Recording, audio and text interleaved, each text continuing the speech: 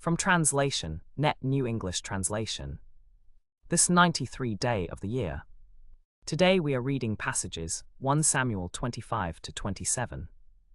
1 Samuel chapter 25, verses 1 to 44. Now Samuel died, and all Israel assembled and mourned for him. They buried him at his house in Ramah. David got up and went down to the wilderness of Paran. There was a man in Maon whose business was in Carmel. The man was very wealthy. He owned 3,000 sheep and 1,000 goats. He was shearing his sheep in Carmel. The name of the man was Nabal, and the name of his wife was Abigail. Now the woman was intelligent and beautiful in appearance, but the man was harsh and his behavior was evil. He was a Calebite. David heard in the wilderness that Nabal was shearing his sheep. So David sent 10 young men from his men. David said to the young men, "Go up to Carmel, go to Nabal and greet him in my name. Say this, 'Long life to you. May you be happy and prosperous. I hear that it is time for the sheep shearing. While your shepherds were with us, we did not harm them, and the whole time they were in Carmel nothing of theirs was missing. Ask your young men and they will tell you. Let the young men find favor in your eyes, for we have come on a good day. Please give whatever you have on hand to your servants and to your son David." So the young men of David went and spoke to Nabal according to all these words in the name of David, and then waited. Nabal answered David's servants, "Who is David? Who is the son of Jesse? Many slaves are running away from their masters these days. Should I take my bread, my water, and the meat I have slaughtered for my shearers, and give it to men I don't know where they come from?" So the young men turned and went on their way and came back and told David everything that Nabal had said. David said to his men, "Strap on your swords." So each of them strapped on his sword, and David strapped on his sword as well. About 400 men went with David, while 200 stayed behind with the baggage. But one of the servants told Abigail, Nabal's wife, "Look, David sent messengers from the wilderness to greet our master, but he insulted them. The men have been very good to us, and we suffered no harm the whole time we were in the fields.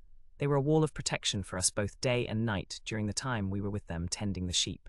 Now realize and see what you should do, for disaster is hanging over our master and his whole household, because he is such a wicked man that no one can talk to him." Abigail quickly took 200 loaves of bread, 2 skins of wine, 5 dressed sheep, a bushel of roasted grain, 200 cakes of raisins, and 200 cakes of pressed figs. She loaded them on donkeys. Then she said to her young men, "Go on ahead of me," but she did not tell her husband Nabal. As she was riding her donkey and coming down by a hidden part of the mountain, suddenly David and his men were coming down toward her, so she met them. David had just said, "Surely all that belongs to him has been wasted. I have protected everything he had in the wilderness. Nothing of his was missing. He has repaid me with evil for good.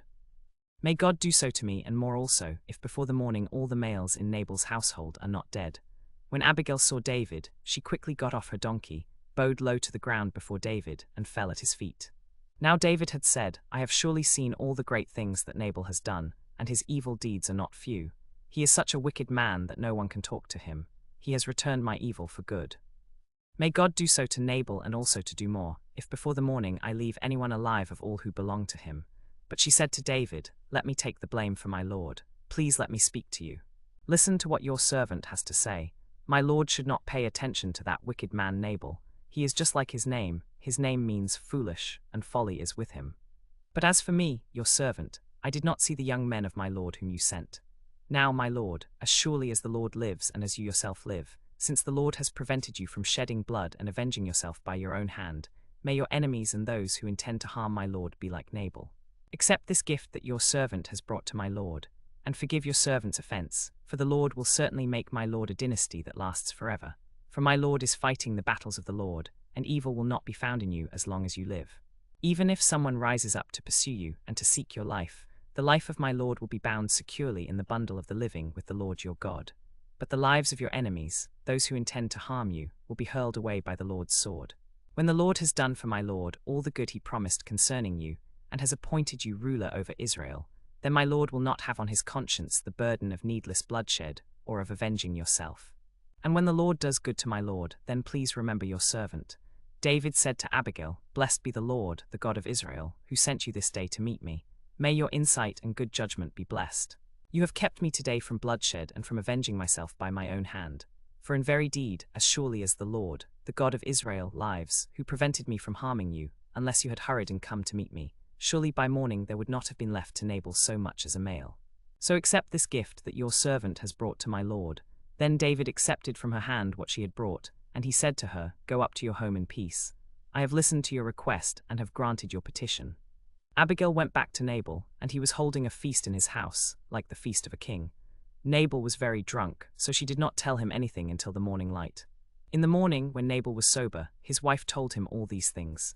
Then his heart died within him, and he became like a stone. About 10 days later, the Lord struck Nabal, and he died. When David heard that Nabal had died, he said, "Blessed be the Lord, who has vindicated me and avenged the insult that I suffered from Nabal, and has kept his servant from doing evil. The Lord has returned the evil of Nabal to his own head." Then David sent a proposal of marriage to Abigail. When David's servants came to Abigail at Carmel, they spoke to her, saying, "David has sent us to you to take you as his wife."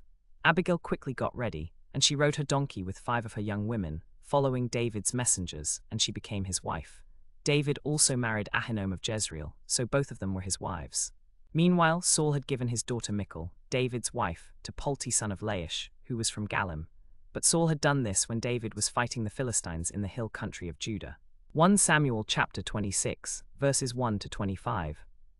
The Ziphites went to Saul at Gibeah, saying, "Is not David hiding on the hill of Hachilah, to the south of Jeshimon?"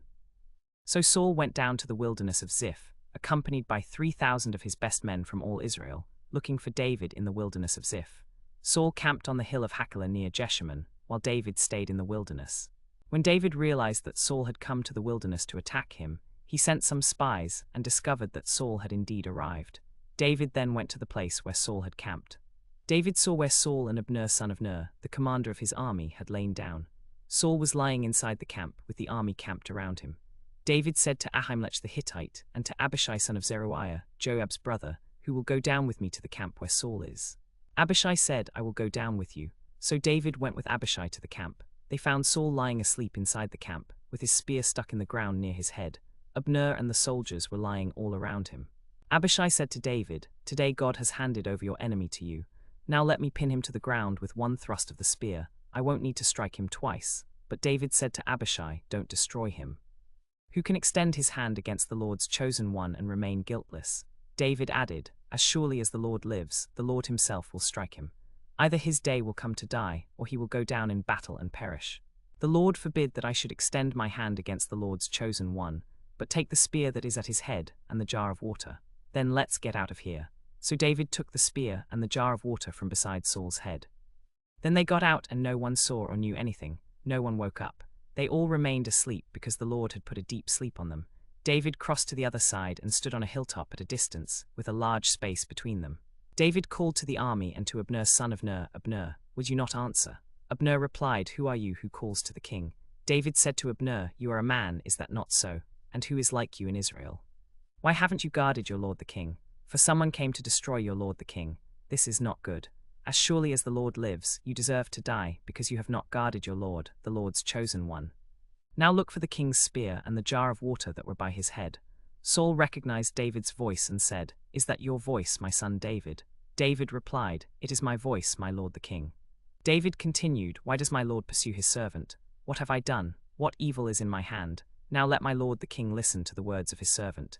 If the Lord has stirred you up against me, then let him accept an offering. But if it is people, may they be cursed before the Lord, for they have driven me out today so that I cannot share in the Lord's inheritance, saying, 'Go serve other gods.' But don't let my blood be shed in the land of the Lord, where the Lord's chosen one resides. For the king of Israel has come out to look for a flea, as one might hunt a partridge in the mountains." Saul said, "I have sinned. Return, my son David. I will not harm you, for my life was precious in your eyes today. I have played the fool and have made a terrible error." David replied, "Here is the king's spear. Let one of the young men come over and get it. The Lord rewards each person for his righteousness and faithfulness. The Lord delivered you today into my hand, but I would not extend my hand against the Lord's chosen one. Look, as surely as I value your life, the Lord also values your life. He will deliver me from all trouble." Then Saul said to David, "Blessed are you, my son David. You will surely do great things and will surely prevail." David went on his way, while Saul returned to his place. 1 Samuel chapter 27, verses 1 to 12. But David thought to himself, "I will surely perish one day at the hand of Saul. There is nothing better for me than to escape to the land of the Philistines. Then Saul will give up searching for me anywhere in Israel, and I will escape from his hand." So David left with his 600 men and went to Achish son of Maok, king of Gath. David and his men settled in Gath with Achish. Each man had his family with him, And David had his 2 wives, Ahinoam of Jezreel and Abigail of Carmel, Nabal's widow. When Saul was told that David had fled to Gath, he stopped searching for him. David said to Achish, "If you are pleased with me, let me be given a place in one of the country towns, so that I may live there. For why should your servant live in the royal city with you?" So Achish gave him Ziklag that day. Ziklag has belonged to the kings of Judah to this day. The number of days that David lived in the territory of the Philistines was 1 full year and 4 months. Now David and his men went up and raided the Geshurites, the Girzites, and the Amalekites. For those people had lived in the land long ago, as you go on to Shur, even as far as the land of Egypt. Whenever David attacked an area, he did not leave a man or woman alive. He would take sheep, cattle, donkeys, camels, and clothing and then return to Achish. Achish would ask, "Where did you raid today?" David would reply, "The Negev of Judah, or the Negev of the Jerahmeelites, or the Negev of the Kenites." David did not leave a man or woman alive to bring to Gath, for he thought, "Otherwise they might inform on us, saying, 'This is what David has done, and this has been his way all the time.'" So Achish trusted David, thinking, "He has become utterly detestable to his own people. He will be my servant forever,